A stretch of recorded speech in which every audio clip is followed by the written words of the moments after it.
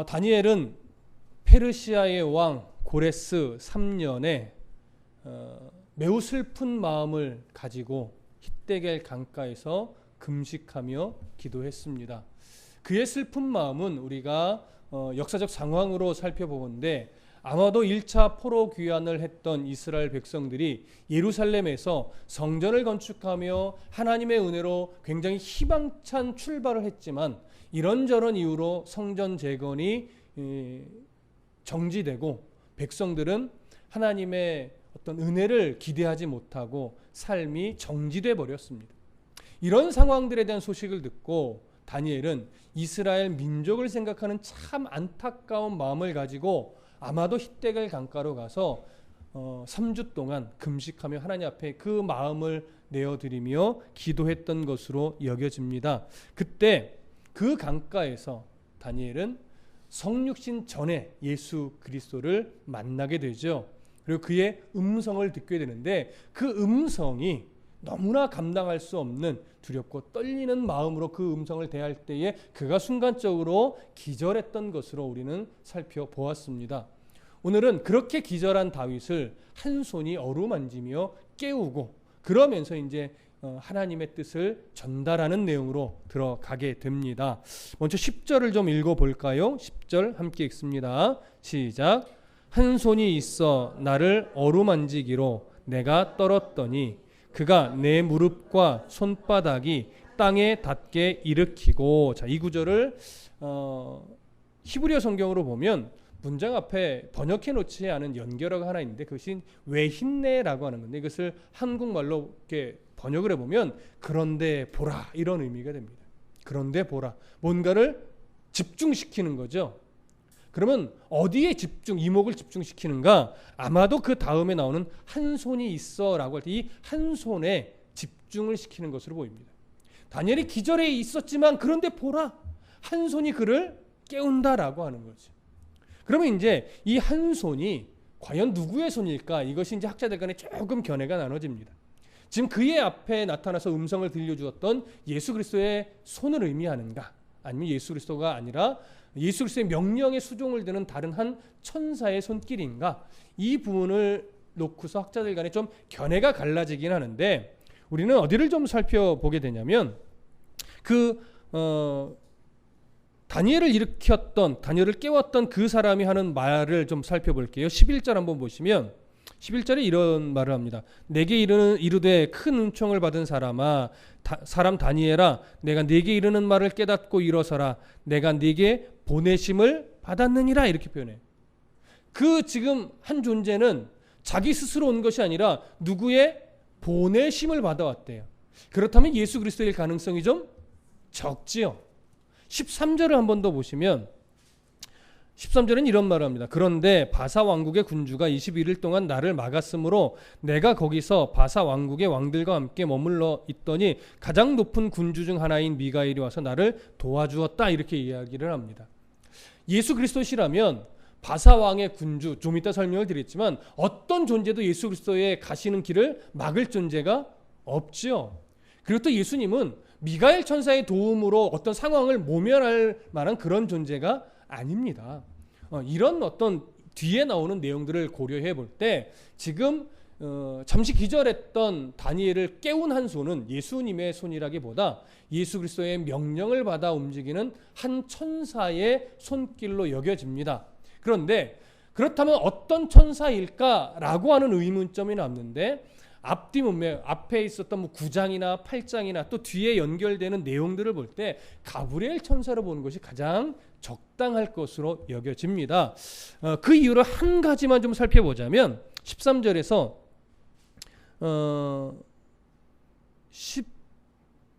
13절 잠깐만요.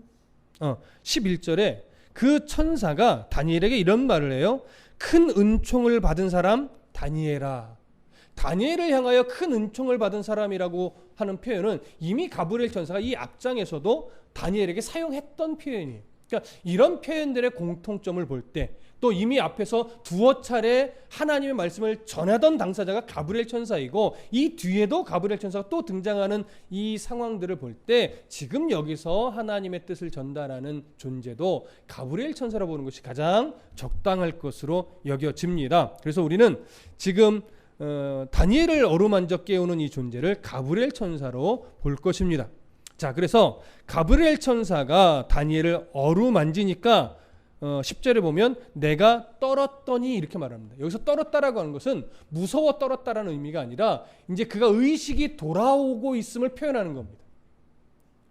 그래서 의식이 돌아온다는 의미로 지금 떨었다는 표현이에요. 그런데 그렇게 의식이 깨어나는데 그 천사가 어떻게 도와줬냐면 내 무릎과 손바닥이 땅에 닿게 일으켜 주었다라고 합니다. 그러니까 이렇게 세운 것이 아니라 그를 일으켰는데 어떤 모양새로 보여주냐면 무릎과 손바닥이 어디에 닿아 있어요? 땅에 닿아 있어요. 그래서 아마도 무릎을 꿇을 수 있게, 그리고 그 무릎 꿇은 상태로 두 손으로 지탱할 수 있게 일으켜 준 것으로 여겨집니다. 왜 이렇게밖에 일으켜 줄 수 없냐면 다니엘은 현재 나이가 몇 살이라고요? 85세 전후예요. 그리고 며칠 동안 금식했어요? 21일 동안 금식했어요. 그러니 일어서 있을 기력이 거의 없을 겁니다. 더군다나 예수 그리스도의 음성을 듣고 그가 너무 놀라서 기절해 있었던 상태란 말이죠. 이런 것을 놓고 볼 때 그가 일어설 기력은 아마 없었을 겁니다. 그래서 무릎을 꿇고 두 손으로 바닥을 짚어 힘겨운 몸을 좀 지탱하면서 의식이 깨어난 이런 정도의 모습으로 여겨집니다. 그러고 나서 이제 가브리엘 천사가 말을 하기 시작하는데 11절 함께 읽습니다. 시작.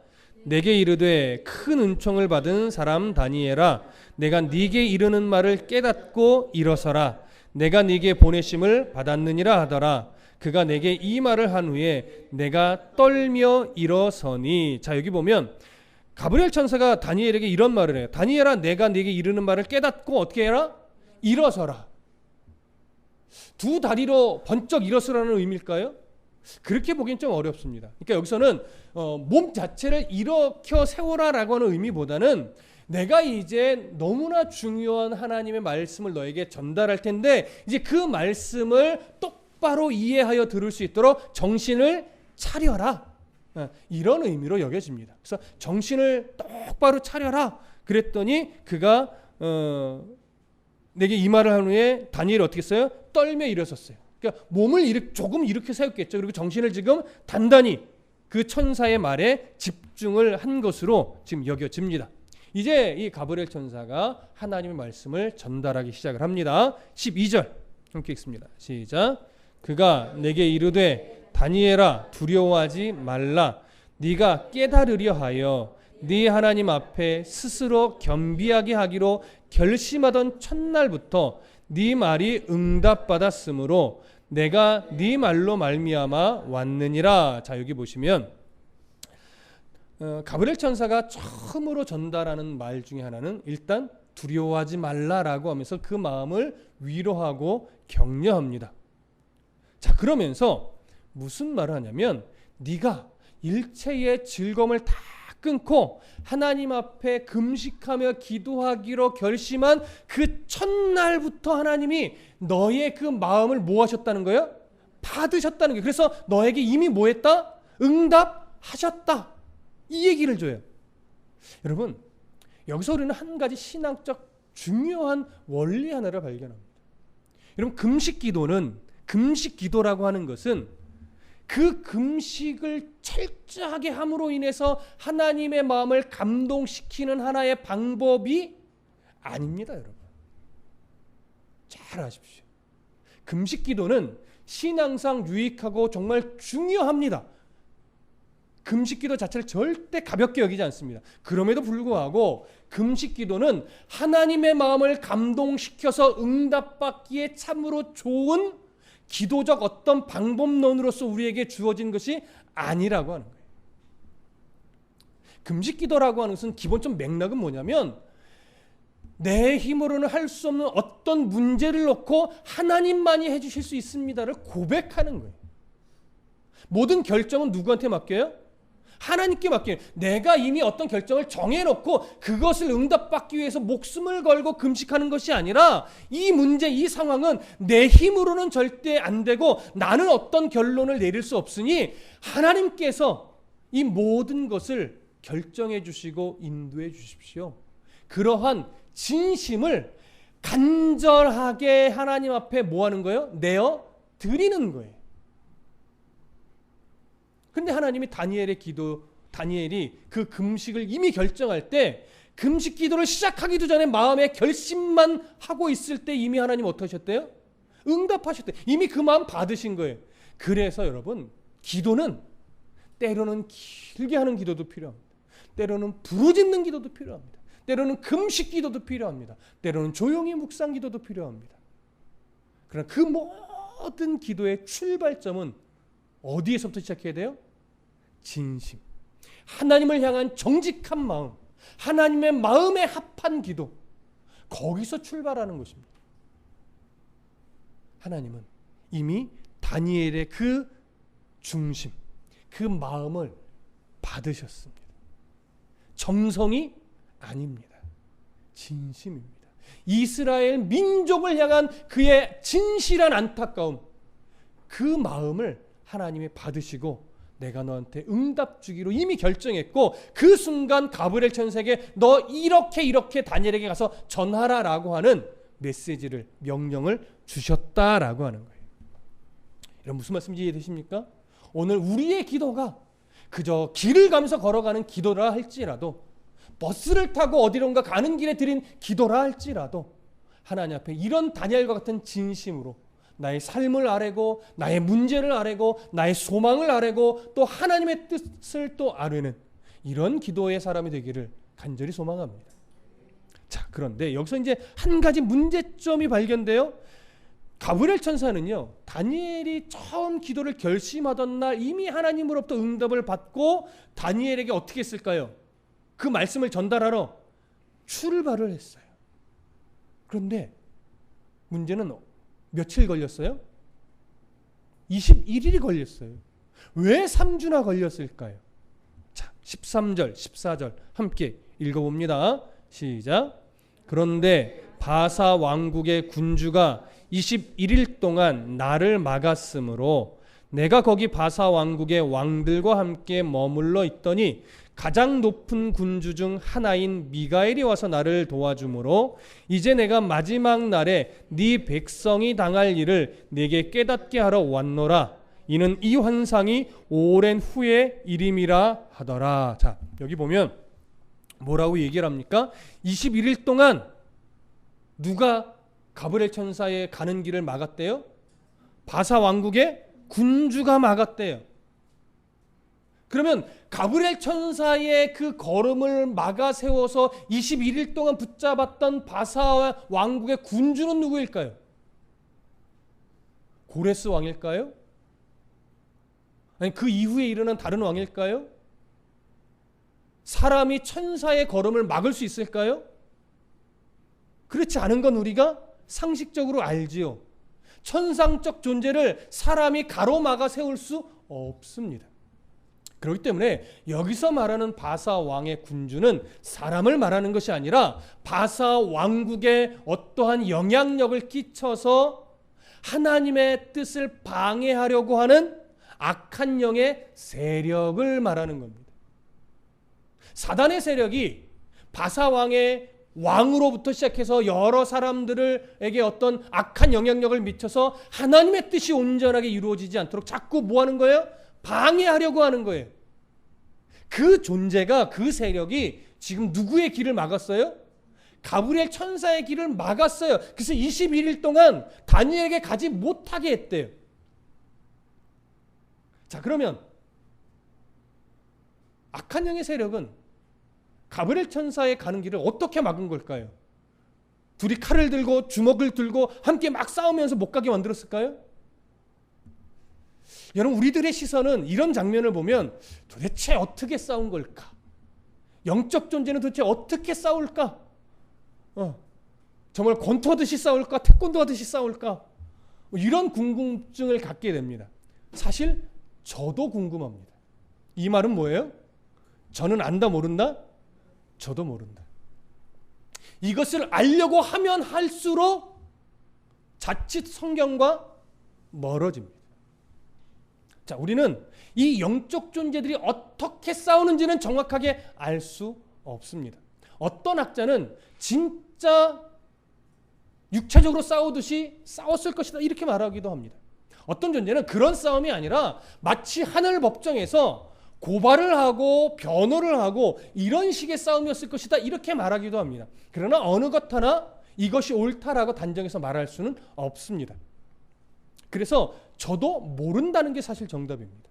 여러분들도 거기 너무 집중하지 말라라고 말씀드린 것이 더 옳을 것입니다. 왜냐하면 성경이 그러한 싸움에 대해서 전혀 구체적인 언지를 주지 않고 있기 때문에 그것을 너무 깊게 알려고 노력하다가는 성경이 주는 메시지를 다 놓칠 수 있어요. 그리고 성경과 어떤 다른 방향성으로 가게 될 위험이 굉장히 높습니다. 그래서 우리는 성경에서 말하는 그 범위 안, 그리고 성경에서 어떤 의도로 말하는가 그걸 찾아가는 것이 숙제입니다. 그렇다면 우리가 오늘 본문에서 알 수 있는 한 가지는 뭐가 있냐면 이 싸움은 무엇과 관련됐느냐? 하나님의 뜻을 방해하려고 하는 세력과 하나님의 뜻을 성취시키려고 하는 세력 간의 어떤 다툼이에요.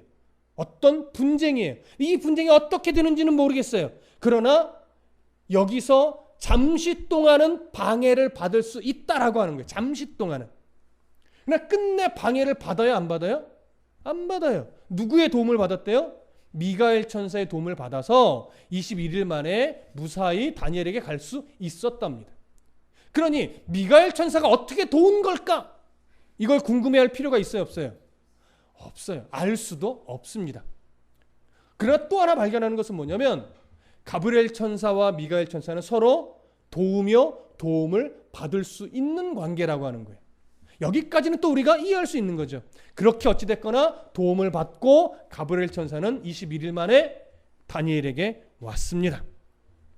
자, 그래서 이제 다니엘에게 온 가브리엘 천사가 14절의 말씀을 주는데 뭐라고 말하냐면 이제 내가 마지막 날에 네 백성이 당할 일을 네게 깨닫게 하러 왔노라. 이 환상이 오랜 후의 일임이라 하더라. 자, 보십시오. 다니엘에게 주고자 하는 하나님의 메시지가 뭐냐면 그 중심 내용이 이거예요. 마지막 날에 네 백성이 당할 일을 네게 뭐하러 왔다?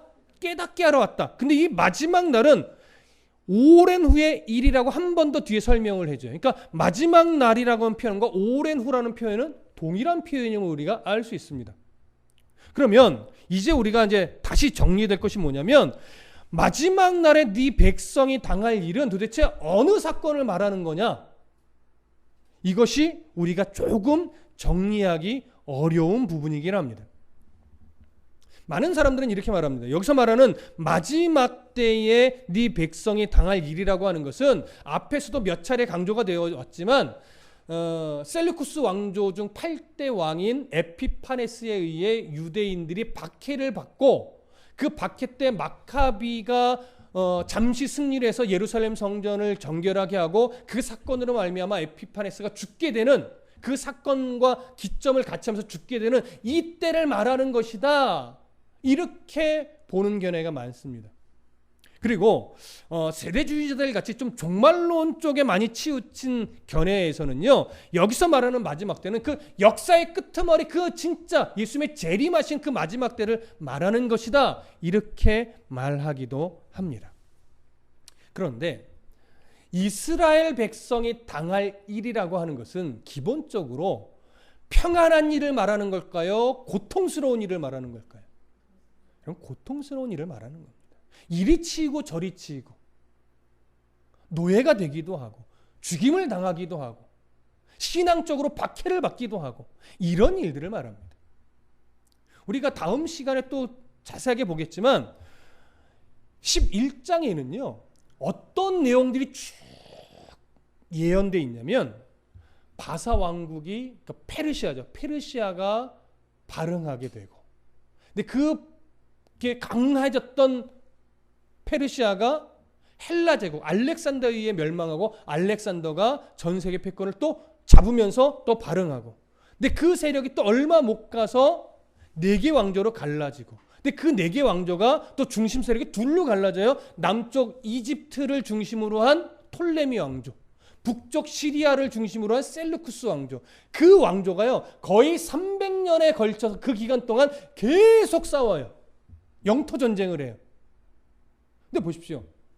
그리고 나서 어디까지 가냐면 에피파네스 때까지 가는 거예요. 그러면 에피파네스까지가 사실은 거의 11장 기록의 전체예요. 페르시아부터 에피파네스까지. 그러면 이 시대 중에 이스라엘이 고통받는 시기는 언제일까요? 에피파네스 때만일까요? 아니죠. 이미 페르시아 때부터 계속해서 이스라엘은 포로가 되고 고통을 받아요. 헬라 제국 때도 여전해요. 그리고 헬라 제국이 4개 나라로 갈라져서 셀루쿠스와 톨레미로 갈라졌을 때도 그 사이에 낀 이스라엘은요 300년 동안 계속 이 나라에 치이고 저 나라에 치면서 끊임없이 고통을 받는데, 그 고통의 절정이 언제라고 하는 거예요? 에피파네스 때가 가장 큰 절정인데, 에피파네스 때가 가장 큰 절정이란 이유는요 고통이 가장 심하다는 것도 있지만 그것보다는 어떤 의미가 더 강하냐면, 그의 유대인 박해는 인간의 상상을 초월해서 마치 적그리스도와 같은 모습으로 유대인을 박해했다, 성전을 모독하고 더럽혔다, 이런 차원에서 박해의 절정인 거예요. 그래서 에피파네스는 누구를 상징하냐면 적그리스도를 상징해요. 그래서 11장을 가면 에피파네스까지를 기록을 한 이후에 적그리스도를 상징하는 내용들로 마무리가 되는 것으로 여겨집니다. 그러면서 이제 12장으로 넘어가서 전체가 마무리가 돼요. 이런 어떤 11장의 전체 내용을 볼 때 여기서 마지막 날이라고 하는 것은 단순하게 에피파네스 때라고 하나 역사적 한 시점, 아니면 뭐 역사의 종말 끝이라고 한 시점만으로 딱 정하기는 어렵습니다. 그래서 우리는 어떻게 볼 거냐면, 여기서 마지막 날에 네 백성이 당할 일이라고 하는 것은 지금 다니엘이 걱정하고 있듯이 다니엘 시대가 지나고 나서부터 계속해서 이스라엘에게 닥칠 어려움이에요. 페르시아 시대를 거치면서 겪게 될 어려움들, 헬라 시대를 거치면서 겪게 될 어려움들, 4개 제국으로 갈라지고 또 2개의 주축 세력으로 갈라지면서 겪게 될 어려움들, 또 그 절정으로 에피파네스 때 겪게 될 어려움들. 그래서 에피파네스는 제가 적그리스도를 상징한다고 말씀드렸잖아요. 이 모든 어려움들은 끝내 어떤 어려움을 또 하나 상징하느냐? 예수 그리스도의 십자가 사건 이후에 적그리스도가 성도들을 힘겹게 만드는 미혹의 영으로서 성도를, 목회자를, 교회를 힘겹게 만들 그 박해, 예수 그리스도 다시 오실 때까지 포기하지 않고 발악을 할 그 박해를 또 상징하는 겁니다. 이런 무슨 말씀 이해되십니까? 그러니 다니엘을 기준으로 본다면 마지막 때 일어날 일이라고 하는 것은요, 다니엘 이후부터 예수님 재림하실 때까지로 완전히 넓혀도 그리 무리한 말이 아닙니다. 그러니 이것을 사실은 좀 2단계로 보는 거예요.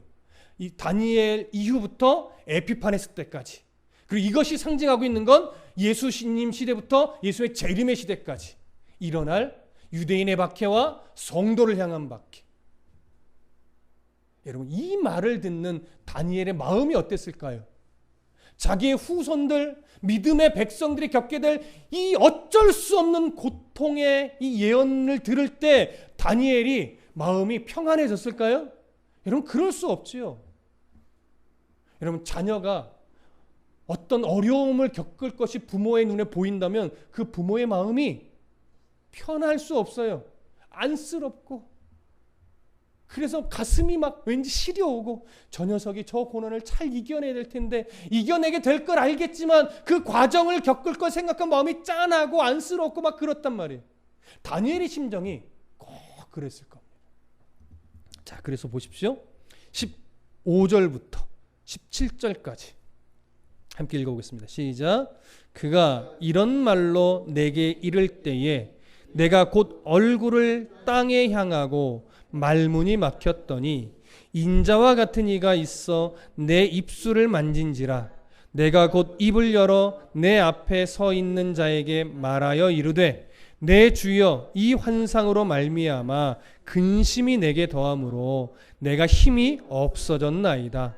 내 몸에 힘이 없어졌고 호흡이 남지 아니하였사오니 내 주의 이 종이 어찌 능히 내 주와 더불어 말씀을 할 수 있으리까 하니. 자, 다니엘이 지금 가브리엘 천사가 말한 이 요약적 말이죠. 아주 요약적인 말을 전해 듣고 14절에 15절에 보니까 어떻게 됐다라고 말하냐면 그가 이런 말로 내게 이를 때 내가 곧 얼굴을 땅에 향했대요. 그리고 말문이 막혔대요. 여러분 그림을 한번 그려보십시오. 어떤 상태 같으세요? 너무 놀라서 기운이 확 빠져버리면서 몸이 땅에 주저앉는 겁니다. 그런데 거기다가 말문이 막혔대요. 이건요 기가 막혔다는 의미가 아니에요.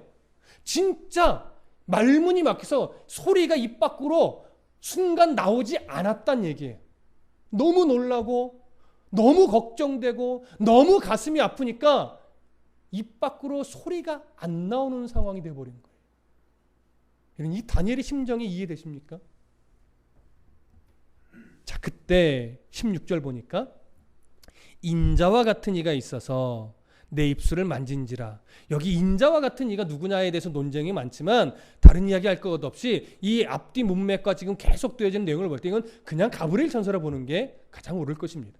가브리엘 천사가 누구의 입술을 만져요? 다니엘의 입술을 만져줬어요. 그랬더니 여기 다니엘이 말해요. 내가 곧 입을 열어 내 앞에 서 있는 자에게 말하여 이르되. 그래서 이제 소리가 나오기 시작했어요. 그래서 이제 가브리엘 천사에게 말하는데 이렇게 말합니다. 내 주여 이 환상으로 말미암아 근심이 내게 더함으로 내가 힘이 없어졌습니다. 여러분 그 가슴 아시겠죠? 지금 너무 속상한 거예요. 이스라엘 백성이 포로 귀환하고 나서 그 들려온 소식 때문에도 너무 가슴이 아파서 21일 동안 금식하며 기도했는데 그 이후에 이스라엘 백성도 후손들이 겪을 이 고난의 상황들에 대한 이야기를 들으니까 더 가슴이 먹먹하고 찢어지고 안타까워서 뭐라 말을 할 수가 없는 그 심정이 되니까 주저앉아 버렸어요. 그래서 더 근심이 더했대요. 그래서 힘이 빠져버렸대요. 그래서 17절에 이렇게 말합니다. 내 몸에 힘이 없어졌고 호흡이 남지 아니하여. 정말 숨쉬기도 힘들었을 거예요. 여러분 정말 놀라고 슬프고 막 안타까울 때 막 숨이 가빠지는 거 느끼시죠? 그런 상황이에요. 호흡이 남지 않았대요. 그러니 내 주의 이 종이 어찌 능히 내 주와 더불어 말씀을 할 수 있으리까. 지금 저는 가브리엘 천사 당신과 뭔가 대화할 힘이 없습니다. 들을 힘도 없고 말할 힘도 없습니다. 이러면서 자기의 이 말도 안 되는 상황을 말을 한 거예요. 자, 그때 이제 18절, 19절 함께 읽습니다. 시작. 또 사람의 모양 같은 것 하나가 나를 만지며 나를 강건하게 하여 이르되 큰 은총을 받은 사람이여 두려워하지 말라 평안하라 강건하라 강건하라.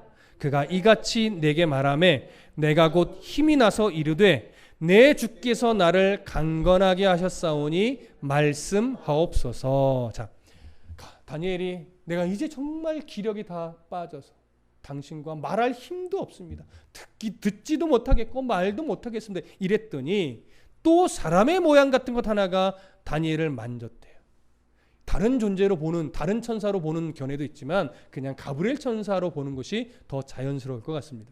가브리엘 천사가 이번에는 다니엘을 다시 한번 만져주면서 뭐 했대요? 다니엘을 강건하게 해줬대요. 그러면서 19절 이르되 큰 은총을 받은 사람이여 두려워하지 말라 평안하라 강건하라 강건하라 이렇게 말을 해주었습니다. 이 말에 다니엘이 그래도 위로가 되었던 것 같고 그래도 힘이 좀 난 것 같습니다. 그래서 이렇게 말합니다. 그가 이같이 내게 말하며 내가 곧 힘이 나서 이르되 내 주께서 나를 강건하게 하셨사오니 말씀하옵소서. 이제 제가 다시 들을 테니까 조금 더 말해 주십시오. 이 얘기를 하는 거예요. 자, 이제 중요합니다. 20절 21절 함께 읽겠습니다. 시작. 그가 이르되 내가 어찌하여 네게 왔는지 네가 아느냐? 이제 내가 돌아가서 바사 군주와 싸우려니와 내가 나간 후에는 헬라의 군주가 이를 것이라. 오직 내가 먼저 진리의 글에 기록된 것으로 네게 보이리라. 나를 도와서 그들을 대항할 자는 너희의 군주 미가엘 뿐이니라. 자, 잘 들어보십시오. 20절에 이런 말을 하죠. 가브리엘 천사가 이르되 내가 어찌하여 네게 왔는지 내가 아느냐. 이제 내가 돌아가서 누구와 싸운대요? 바사 군주와 싸운대요. 그리고 내가 나간 후에는 또 누가 이르는데요? 헬라의 군주가 이를 것이래요. 이 말은 가브리엘 천사가 이제 다니엘과 대화를 마치고 나면 누구와 싸우러 간다는 얘기예요? 바사의 군주와 싸우러 간다는 얘기예요. 그러면 사람과 싸운다는 얘기가 아니죠. 앞에서 언급했듯이 바사의 군주를, 바사라는 제국을 이용하여 하나님의 나라를 방해하고 하나님을 대적하는 그 영적 세력과 싸운다는 얘기예요. 하나님이 역사의 주인으로서 역사를 방향성을 가지고 이끌어갈 텐데 그것이 하나님의 뜻대로 되지 않게 하려고 이렇게 영향을 미치고 저렇게 영향을 미치고 사람을 이용하고 왕을 이용하는 그 세력들과 싸워서 하나님의 역사를 이끌어가시는 주권대로 운행되도록 섭리하고 간섭할 거란 얘기예요. 그렇게 해서 바사라고 하는 나라를 정리하면 그 다음엔 또 누가 와요? 헬라가 온다는 얘기예요. 헬라가. 이 이야기를 이제 11장에서 자세하게 풀어갈 겁니다. 20절은요 11절에 대한 서론에 불과해요. 무슨 말씀인지 이해되시죠? 그러니까 지금 앞에서 언급했던 거 그리고 20절에서 이야기했던 것이 11장에서 쫙 풀어질 텐데 그 기본적인 맥락은 뭐예요? 악한 세력이 세상의 역사에 등장하는 나라들을 이용하여 하나님을 대적할 것이고 가브리엘 천사는 그 악한 영의 세력이 세상의 나라들을 이용하여 하나님을 방해하려고 할 때 가브리엘 천사도 가만히 있는 것이 아니라 그 영적 세력과 싸우면서 하나님의 뜻대로 이 역사가 진행되도록 섭리할 것이라는 이야기를 하는 거예요. 여러분 이 그림이 이해되시죠? 그런데 사람은 누가 나를 조종하는지 누가 내게 영향을 미치는지 또 이 세상 역사가 왜 이렇게 아직 망하지 않고 이렇게 은혜로 진행되는지 사람은 제대로 알아요? 몰라요? 몰라요. 그런데 성경은 정확하게 증언하고 있어요. 우리가 그래서 성경을 기준으로 세상을 바라보면 이 세상의 역사가 다시 보일 수 있는 겁니다. 자, 그런 말을 20절에 하고 나서 이 21절을 보세요. 오직 내가 먼저 진리의 글에 기록된 것으로 네게 보이리라. 가브리엘 천사가 말하는 겁니다. 그다음에 가장 중요한 구절. 나를 도와서 그들을 대항할 자는 너희의 군주 미가엘 뿐이래요. 미가엘을 너희의 군주라고 말하는 이유는 우리의 왕이란 얘기가 아니라 하나님이 우리를 도울 자로 세운 존재라고 하는 이야기예요. 그래서 군주라는 표현을 그냥 번역상 이렇게 쓸 뿐입니다. 사람을 돕기 위해 세운 천사 미가엘이 누구를 도운대요? 가브리엘 천사를 돕는데요. 그래서 이 영적 싸움을 한다는 얘기인데 끝에 보면 이렇게 해요. 나를 도와서 그들을 대항할 자는 너희의 군주 누구뿐이래요? 미가엘 뿐이래요. 자, 이것은 이제 우리가 잘 이해되는데 나를 도와서 이 싸움을 함께 싸울 자는 미가엘 뿐이다 라고 하는 것을 이렇게 이해할 수 있어요. 많이 도와야 되는데 도울 자가 없어. 그저 미가엘밖에 도울 자가 없대. 이런 안타까운 일이. 여러분 이런 의미로 하나 생각할 수 있고 또 하나는 이 영적 싸움을 싸워나갈 때 가브리엘 천사가 싸움을 싸워나갈 때 이 싸움에서는 자기를 돕는 건 미가엘 천사 한 존재면 충분하다라고 하는 의미로도 볼 수 있습니다. 어떤 의미일까요? 후자입니다. 가브리엘 천사를 도울 자는 미가엘밖에 없어. 안타까움의 얘기가 아니라 이 영적 싸움은 치열하게 있긴 있을 텐데 가브리엘 천사를 돕는 자는 미가엘 천사면 충분하다는 얘기예요. 자, 미가엘 천사면 충분하다 이 얘기는 이 싸움이 너무나 팽팽해서 하나님의 명령을 받은 두 천사가 질 수도 있다는 얘기입니까? 넉넉하게 이긴다는 얘기입니까? 이건 믿어지십니까? 넉넉하게 이긴다는 얘기예요. 넉넉하게 이겨서 결국 세상의 역사가 아무리 지독하고 완악하고 공격적이고 믿음의 백성들을 고통스럽게 만들어도 결국 이 역사는 누구의 뜻대로 흘러갈 수밖에 없다? 하나님의 뜻대로 흘러갈 수밖에 없다. 그래서 19절에 다니엘에게 그렇게 말한 거예요. 큰 은총을 받은 사람이여 두려워하지 말라. 평안하라. 강건하라. 강건하라. 여러분, 세상 역사가 위험하면, 세상의 역사가 자칫 잘못하면 하나님의 뜻이 세워지지 않는 상황이 벌어질 수도 있다면 이 말이 위로가 안 됩니다, 여러분. 두려워 말라, 평안하라, 강건하라, 강건하라. 이 말이 어떻게 위로가 될 수 있겠습니까? 너희들이 응원해야 이길 수 있어. 너희들이 기도해야 이길 수 있어. 이런 식이라면 어떻게 평안할 수 있겠습니까? 우리가 하나님의 뜻대로 이 세상의 나라가, 세상의 역사가 바르게 진행되도록 기도해야 되죠. 기도할 수 있죠. 그러나 기도하면 세상의 역사가 하나님의 뜻대로 되고, 우리가 기도 안 하면 세상 역사가 위험해지고 이러지는 않습니다. 우리가 이 세상의 역사가 하나님의 뜻대로 이루어지도록, 하늘에서 이루어진 것 같이 땅에서도 이루어지기를 기도하는 이유는 뭐예요? 하나님이 하라 하셔서 하는 거예요. 하나님은 우리의 기도를 듣기를 원하시니까 하는 거예요. 하나님이 너희들의 기도를 통해서 일하고 싶다라고 하셨으니까. 우리가 기도하지 않는다고 해서 하나님의 나라가 망하지 않습니다. 그러나 하나님이 원하시기에, 우리의 기도를 통해서 일하시겠다고 하셨기에 우리는 열심으로 뭐 해야 돼요? 기도하는 것이 마땅합니다. 그렇다면 여러분, 이 세상의 역사가 이렇듯 가브리엘 천사와 미가엘 천사와의 협력으로 이 악한 영의 세력과 싸우는 것으로 충분하다면, 그렇다면 우리는 이 세상 역사에 어그러진 사건들, 수많은 사건들, 또 기독교 사상을 대적하는 곳곳의 이상한 가치관들, 이상한 문화들, 그것들로 인해서 가슴 아프고 안타깝고 이게 세상이 도대체 어떻게 되려고 이러나라고 우리가 걱정스럽게 볼멘 소리를 하기도 하지만, 그래서 우리가 필요한 외침도 해야 되고 필요한 기도도 해야 되지만, 그것이 우리 안에 불안한 마음으로 작용해서는 될까요? 안 될까요? 안 된다는 거예요. 여러분, 이 기준을 잘 가지십시오. 퀴어 축제니 WCC니 종교다원주의니 수많은 사이비 이단들이 교세를 늘리고 있다느니 이런 말에 우리는 분명히 경각심을 가져야 됩니다. 그래서 우리가 이런 세상 속에서, 이런 상황 속에서, 이런 시대 속에서 어떻게 성도의 삶을 살아나갈까에 대한 고민도 해야 되고, 바꿀 건 바꾸고 고칠 건 고치고 각성운동도 때로는 해야 됩니다. 하지만 그런 운동이 불안해서라면 문제가 있습니다. 그런 운동이 공포스러운 두려움이 와서 하는 거라면 안 된다는 얘기예요. 걱정하지 마십시오. 여러분, 한국 땅이 기독교가 너무나 변질됐고 교회가 무너졌고 목사들이 타락해서 한국 교회가 무너질 것 같았으면 이미 예전에 무너졌어야 됩니다. 근데 왜 한국 교회가 건재합니까? 한국 교회를 위해 가브리엘 천사와 미가엘 천사가 싸우고 있습니다. 또 그 천사들이 누구를 또 도울까요? 저와 여러분들을 돕고 있습니다.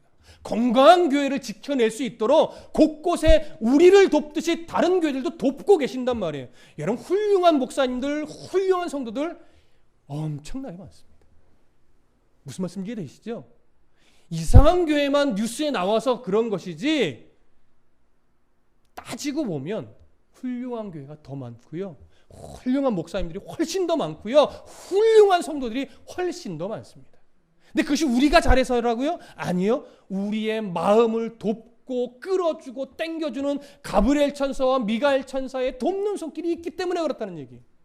거기에 물론 우리의 이 믿음이 더 순종함으로 굴복되어지고 하나님을 알아가는 지식이 새로워지고, 그 하나님이 너무 감사함으로 나의 삶을 하나님께 드리려고 하는 믿음의 씨름을 우리도 하니까 이것이 뭐가 돼? 유기적으로 묶이는 거예요. 그래서 한국교회는 아직도 건강한 것이고 아직도 건재한 겁니다. 건강하고 건재하니까 더 교회가 왜곡되지 않도록 우리 스스로를 지켜야 되고, 우리 교회를 지켜가야 되고, 넘어져 있는 교회를 위해서도 기도해 줘야 되고, 넘어진 목사님들을 위해서 그래서 기도를 해 주어야 되는 거예요. 그것이 우리의 어쩌면 사명일 수도 있습니다. 그래서 그 하나님의 도움의 손길이 이 나라 위에도, 한국 교회 위에도, 더 나아가 우리 각 가정에도, 그리고 또 개인의 역사에도 이 도움의 손길은 분명하게 함께하고 있음을 믿으시기 바랍니다.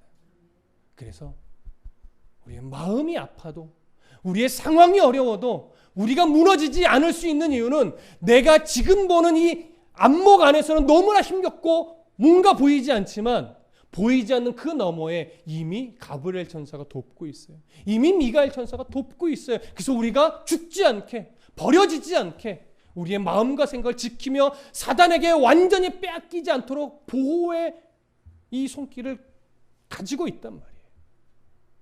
그래서 우리는 그런 염려와 두려움 없이 오늘을 기쁘게 살아갈 수 있는 힘이 생기는 겁니다. 내가 약하지만, 내가 연약하지만, 늘 어리석지만 나를 사랑하시는 하나님이 강하시기 때문에 우리가 오늘 강할 수 있습니다. 여러분, 이 은혜를 오늘 성경에서 다시금 발견하시고, 수천 년 전의 메시지지만 이 메시지는 지금도 살아 역사에서 지금 우리 가운데 동일하게 가지고 있습니다. 그러니 저도 가브리엘 천사의 마음으로 저 자신에게 또 여러분에게 위로의 권면을 합니다. 두려워 마십시오. 평안하십시오. 강건하십시오. 기도하겠습니다.